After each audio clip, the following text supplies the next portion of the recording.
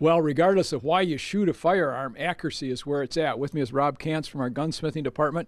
Rob, I can't think of anything else that helps improve accuracy more than adjusting or having a good trigger pull.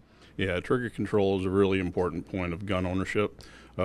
Practice helps, but if the gun has a really bad trigger, it's really hard to shoot accurately. By bad trigger, we mean that gritty feeling, or if it stops and starts during the trigger pull on double action on a revolver, for instance. On a single action, it should feel crisp like breaking glass. For those people that don't really think about trigger pull, firearm purchased, whether it's handgun, shotgun, rifle from the factory, they pretty much come with a standard set trigger pull. And by pull, we're talking about the amount of pressure that it takes for the firearm to go off when you pull the trigger. That isn't always the best trigger pull to help with accuracy. No, they don't have time to refine the trigger pull at the factory. It's a cost savings for them, of course, and for the customer. And in most cases, it's okay. It works, certainly, but it's not as smooth or tuned feeling. So that's what we do here. Well, if somebody wants to have their trigger adjusted so that it's a little crisper and a little easier on the pull, what kind of things do you do to it? Basically, you take any individual gun, regardless of what it is, and you ascertain what the problem is with that particular gun system. Sometimes it's only the double action,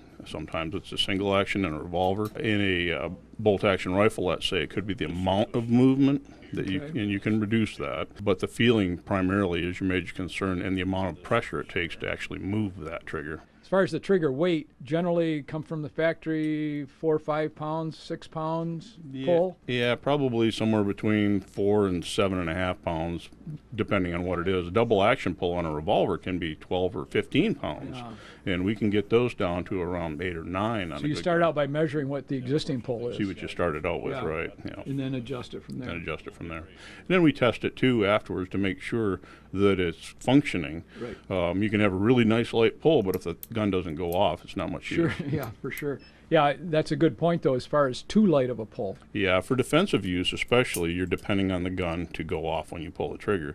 So having it too light from the standpoint of a good feel means that it's not reliable, so you have to have some balance. All right, Rob, appreciate the information, and it's good information.